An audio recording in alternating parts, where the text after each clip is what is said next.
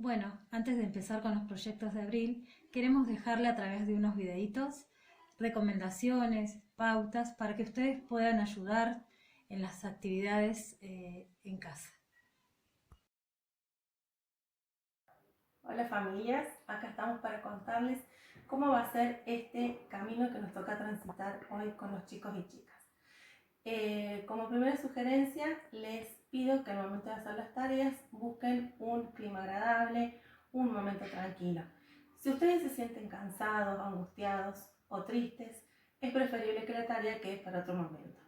Como segunda opción, les pido que busquen alguna música linda, algo que les guste a toda la familia y que cree un ambiente de calma y armonía.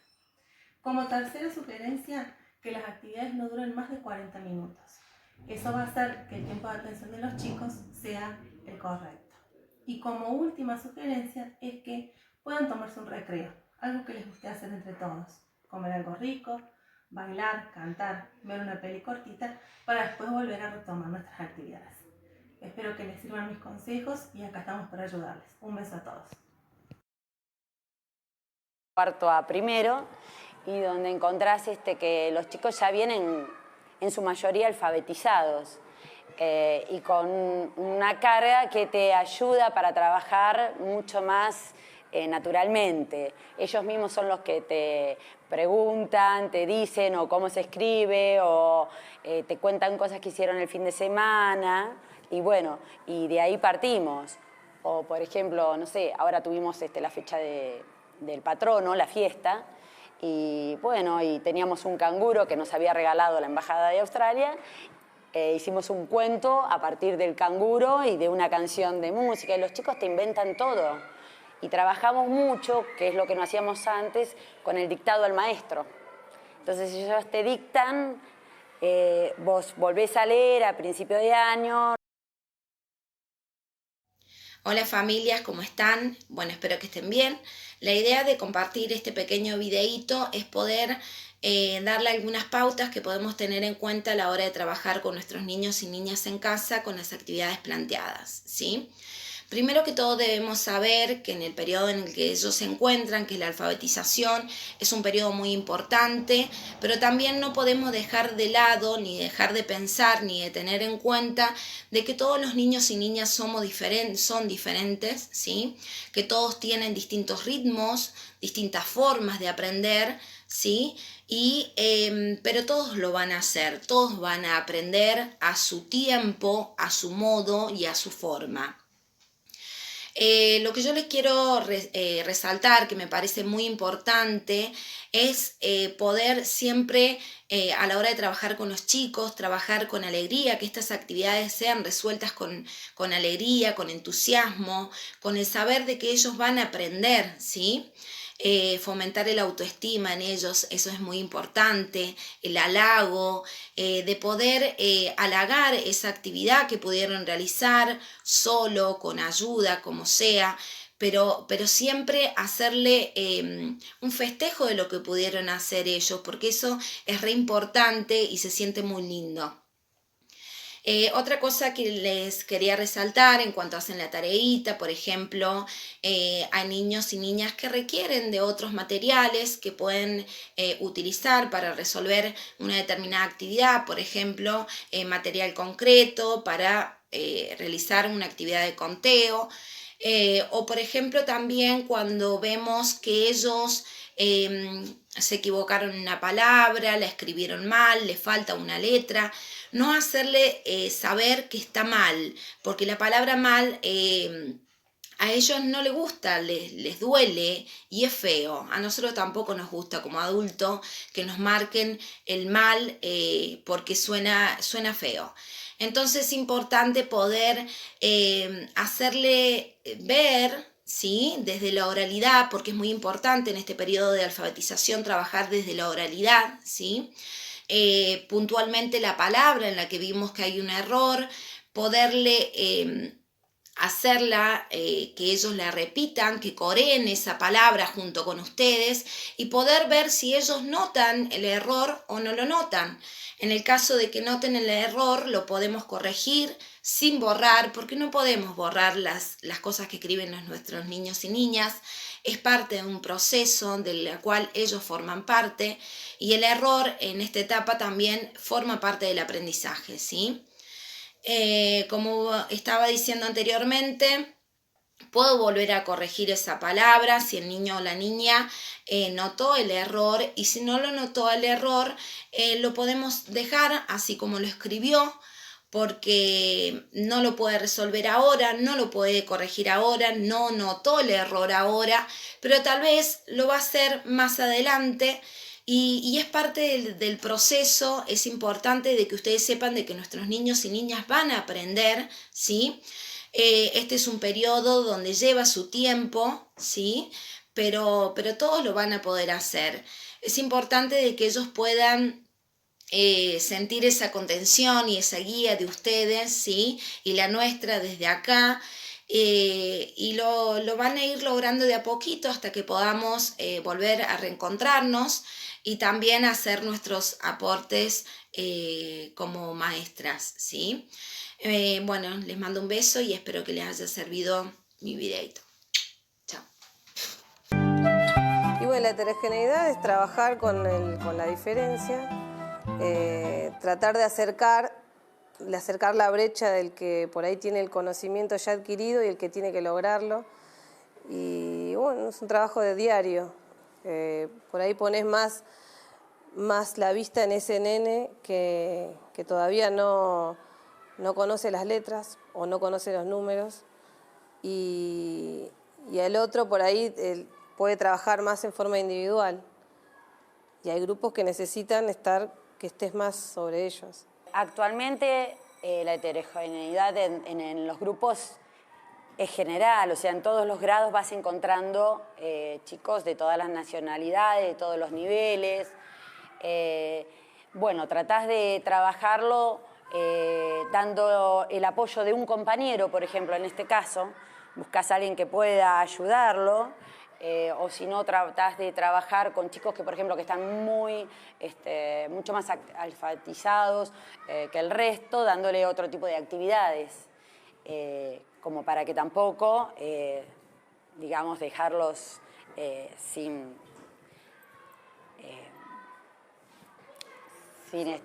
solos, ¿no? Que no aprendan más de lo que traen. El comienzo de primer grado es un momento muy especial para los padres y para los chicos, muy difícil, y supone un pasaje que no es fácil transitar. Generalmente el primer grado, la primera parte, es un acompañamiento para fortalecer los vínculos de los chicos, entre los chicos, con la escuela primaria y con su maestra. Y en ese contexto se da el aprendizaje. Una vez logrado, cuando el aprendizaje empieza a fluir, es muy lindo poder continuar con los chicos otro año, porque se completa ese proceso.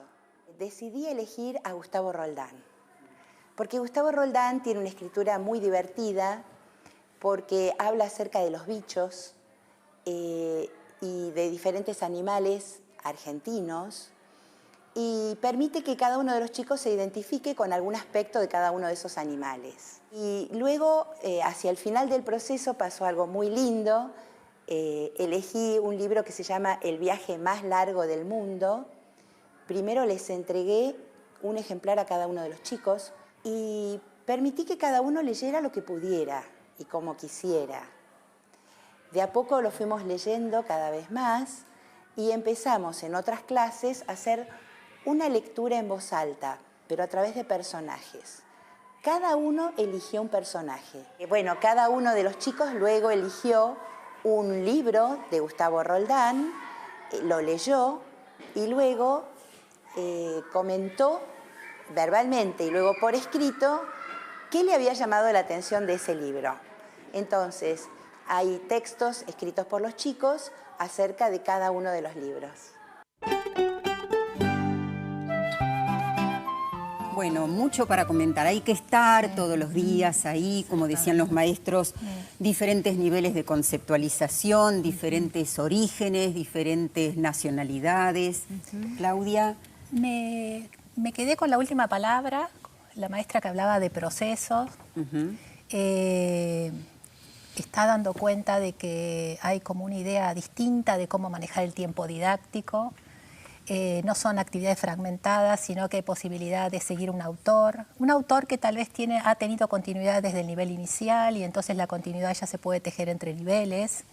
Y hay posibilidades de llegar a ese autor, ya no con un texto controlado en extensión, sino meterse en una obra más extensa, ¿sí? Y compleja en términos de enfrentar esa lectura por sí mismos de la mejor manera que pueden con su ayuda. Así que esto me parece muy interesante en términos de lo que dijo la última maestra. Claro, promoviendo la autonomía. Exactamente, y con el derecho de los niños de ejercer el poder de ser lector desde siempre, ¿no?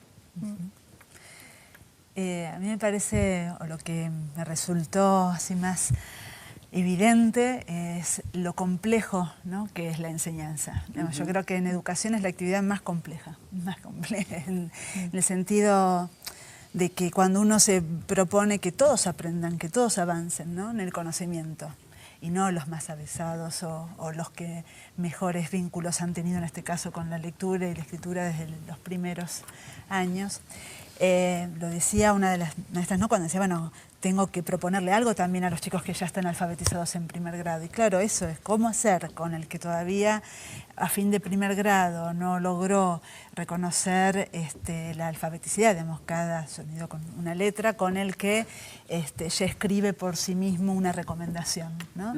Entonces, en ese sentido es la actividad más compleja y que es cotidiana y que es diaria y que es sostenida y que necesita entonces un trabajo colectivo. Vuelvo a esta idea del comienzo, no barrer, digamos, borrar la idea de que es una actividad individual y privada y pensarla como una actividad colectiva, pública y por lo tanto política, ¿no? Política en términos de definir al niño como un sujeto que aprende, que puede aprender, que tiene derecho a aprender lo más posible y que es nuestra responsabilidad como sistema, no solamente del docente, ¿no? Que tiene derecho y en el que hay que confiar, ¿no? Absolutamente. Y para eso también, bueno, docentes acompañados que a su vez acompañen el proceso que vos decías. Me dejaron muy poco margen para la originalidad porque estaba viendo y me estaba impactada por lo mismo que mis compañeras.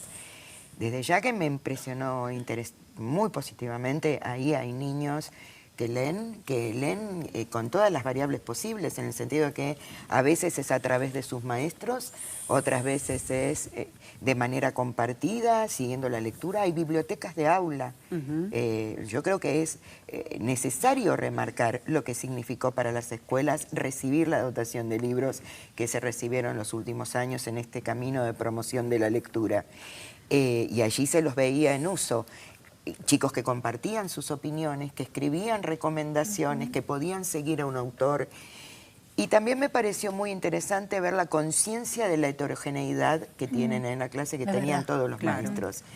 Y la única cosa que me parece que nosotros tenemos que poder ayudar, y hablo desde lo que son los organismos de capacitación, lo que son los institutos de formación docente, desde lo que es el sistema y sus opciones para acompañar a los maestros, no se puede quedar esto en el reconocimiento de la heterogeneidad.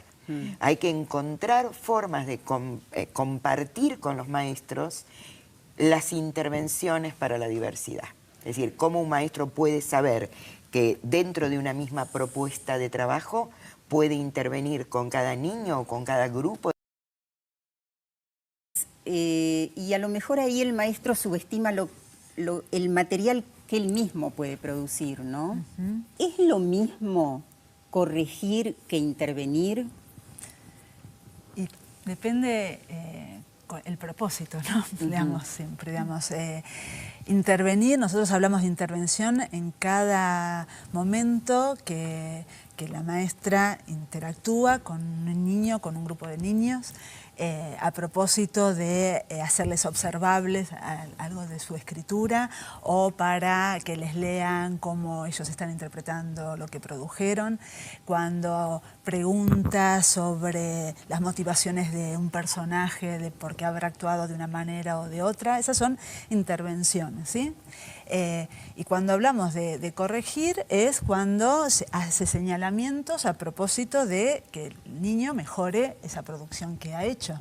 Entonces la corrección es necesaria, ¿sí? Es parte de la tarea del docente. La cuestión es partir del supuesto que lo que el niño produjo tiene una lógica, está informándonos y hay que entender esa lógica para poder intervenir o para corregir o para hacerlo pensar sobre Pero decimos muy Bueno, les decíamos, Claudia Molinari es profesora adjunta de Didáctica de la Lectura y la Escritura en la Facultad de Humanidades y Ciencias de la Educación de la Universidad Nacional de La Plata. ¿Cómo estás, Claudia? Muy bien, gracias por invitarme. Entre tus alumnos, ¿algunos ejercen la docencia? Sí, algunos sí. Sí.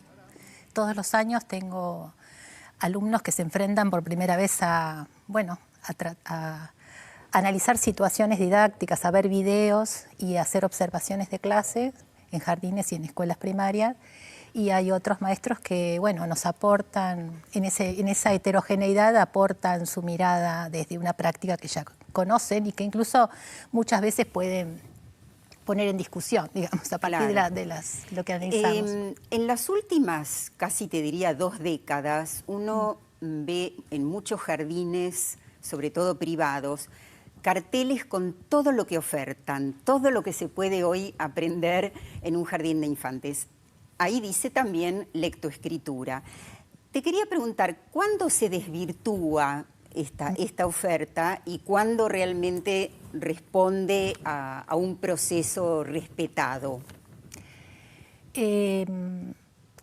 La escritura, como vos decís, está presente, por suerte, ya en las instituciones de educación inicial, ya no es una discusión, ya está saldada.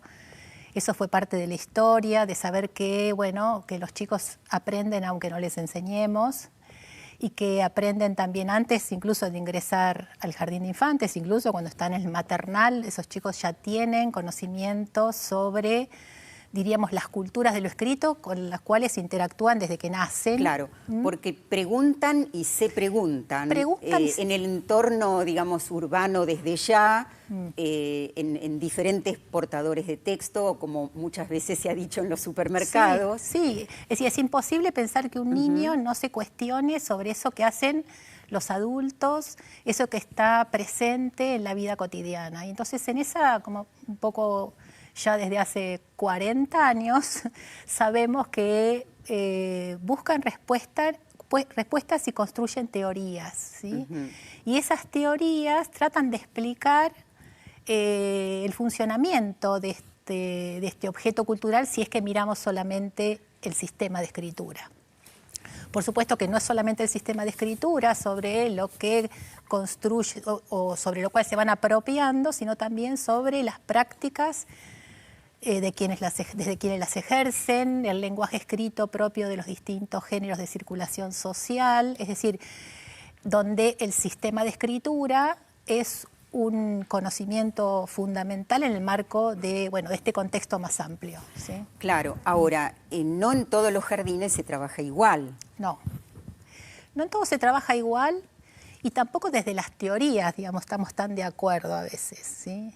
Los maestros trabajan distintos, pero también hay distintas teorías que algunas permanecen desde otras épocas. Se arrastran, sabemos que las prácticas son bien diversas. Por ejemplo, ¿cuáles se arrastran?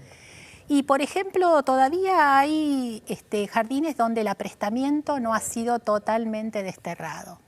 ¿A qué llamamos aprestamiento? Aprestamiento son esos ejercicios perceptivo-motores que, venían desde sus cuadernillos y donde la mano y el ojo y el oído eran la vía para garantizar que esos chicos pudieran aprender a leer y escribir. Claro, cuando se hablaba de las habilidades, la motricidad fina que era indispensable para aprender a leer y escribir. Porque las concepciones suponían que justamente las habilidades perceptivo-motoras eran la puerta de entrada para poder estar listos para que alguien te enseñe, ¿sí?, el sistema alfabético de escritura. Entonces, hacer palitos, hacer redondeles. Sí. Lo que pasa que, bueno, hay otras teorías que si bien están planteando otro tipo de análisis en cuanto a los procesos, están en parte, diríamos, reforzando, ¿sí? Esa palabra la uso particularmente, están reforzando esta idea de que hay que hacer algunas situaciones antes de entrar a explicarle o a proponerle a los niños la alfabeticidad del sistema. Y esto tiene que ver con investigaciones vinculadas con las líneas de conciencia fonológica, que en estos últimos años han tenido una relación muy fuerte con los aportes de las neurociencias y digamos que en parte ya no son tal vez exactamente aquellos ejercicios preparatorios de los que hablábamos hoy, pero sí aparecen algunas maneras de entender cómo los niños van a entrar a comprender el sistema de escritura que son particularmente ejercitadas. Por ejemplo, todo lo que tiene que ver con análisis, con un trabajo de análisis en lo oral, ¿sí? Y una serie de ejercitaciones que están tomadas directamente de las investigaciones de conciencia fonológica y que se le proponen a los niños desde pequeño, bueno, trabajar con rimas, lo cual está muy bien, pero bueno, sería muy bueno que se trabaje desde lo literario, desde allí, o trabajar con omisión de algún fonema, es decir, como si el trabajo con la oralidad directamente pudiera pasar a la escritura. Bueno, contanos para ir cerrando este bloque, pero después te incluimos con María Elena Kutel y con escritura de manera previa, así como no se trata de enseñar lo fonológico antes de empezar a trabajar con la escritura, tampoco es que el sistema es antes de la formación de lectores y escritores. Es paralelo. Es paralelo, es decir, el objeto de enseñanza, y por eso yo hablo mucho de lo curricular, en la ciudad de Buenos Aires, no pasa eso en todas las jurisdicciones, pasa en la ciudad de Buenos Aires, también en la provincia de Buenos Aires y en algunos lugares más hay ciertas cuestiones en los diseños curriculares federales que tenemos, pero no tan marcado como en provincia de Buenos Aires o en ciudad de Buenos Aires, que es el cambio de objeto de enseñanza, donde el objeto de enseñanza son las prácticas de lectura y escritura, y donde el proceso de alfabetización inicial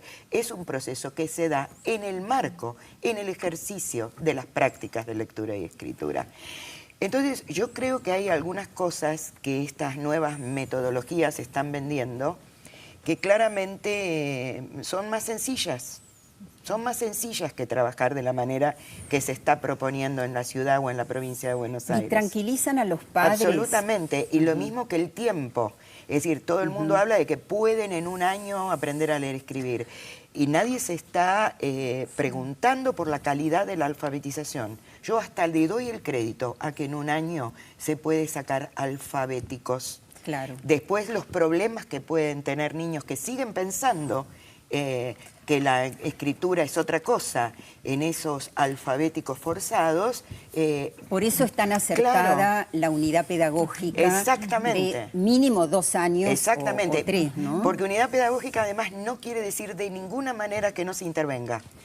Por eso Claudia hablaba de muchísima producción didáctica de hace más de 30 años. Sí. Sí, yo agregaría que, digamos, nuestro país tiene bastante resuelto el tema de la alfabetización en términos de qué se entiende por estar alfabetizado desde la pregunta en el censo, ¿no? En el último censo, el 98% de la población dice estar alfabetizada y sabemos que el 11% no es, digamos, que no está alfabetizado, digamos, que es, en términos relativos es poco, pero digamos, menos del 10%, perdón, es poco, pero en términos absolutos igual es mucha gente, no vamos a desmerecer eso, pero digamos, no es un 98% que lee y escribe y usa la lectura y la escritura para desenvolverse en la sociedad. Que sean lectores autónomos. Entonces, nuestra preocupación realmente es esa, que la alfabetización inicial comience digamos, junto con la formación del lector, digamos, que la experiencia de la lectura y de la escritura atraviese la vida de los niños, de los adolescentes, de los adultos. Claro. ¿no? Ahora, Claudia, en el nivel inicial a veces hay un como sí, ¿no? Entonces los padres están contentos y dicen, mi hijo ya escribe su nombre. Pero ¿eso quiere decir algo? ¿Quiere decir todo? Quiere decir algo importante, pero no suficiente. Digamos. Importante porque todas las letras, cuando es el nombre de todos además, funciona como una fuente de información. Y a diferencia de otras perspectivas donde no vamos letra por letra, sino todo el sistema de escritura junto, ahí empieza a circular información de gran interés para la producción. Pero a veces ese nombre se escribe porque se aprendió a escribirlo de memoria. Sí, en ese caso la copia tiene un sentido, que es la apropiación de esa forma fija a la cual echar mano. Ah, es la de Carolina, ¿sí? Claro. Entonces, bueno, empiezan a circular esas letras llamadas montadas en los nombres de todos. Eso no significa que uno pueda equiparar la capacidad de copiar con la posibilidad de entender cómo funciona ese sistema alfabético de escritura. Porque incluso después esos mismos chicos, los papás dicen, pero retrocedió. Cuando empezó primer grado y lo que esa mamá creía que ese hijo sabía, resulta que ahora... Bueno, como escucharon en los videos anteriores, de parte de profesionales de la educación y el equipo docente de San Vicente, me toca a mí la parte de por qué alfabetizar así, por qué la alfabetización desde la literatura. Bueno, sabemos también que ustedes tal vez esperaban otro tipo de actividades en donde los chicos tengan que completar o hacer varios renglones con la misma letra, por ejemplo, 3 renglones con la letra A, luego otro con la letra E y así hasta completar todas las vocales. Y luego con las consonantes. Bueno, la propuesta que tiene nuestro proyecto va de la mano de la literatura. A través de diferentes obras literarias vamos a hacer un trabajo con seguimiento de autor, con seguimiento de lugares, seguimiento de personajes. Como verán, nuestro proyecto es un poco más exigente y esto va de la mano con la calidad, ¿sí? Queremos aulas en donde se disfrute la lectura, se disfrute la escritura, que los chicos puedan producir y a partir de esas producciones mejorarla con el tiempo. También queremos sacar esa idea de que los chicos se van a alfabetizar sí o sí en un año. A algunos les cuesta un poquito más y a otros les cuesta un poquito menos. Por eso también hablamos de unidad pedagógica, ¿sí? Que corresponde al primero y al segundo grado.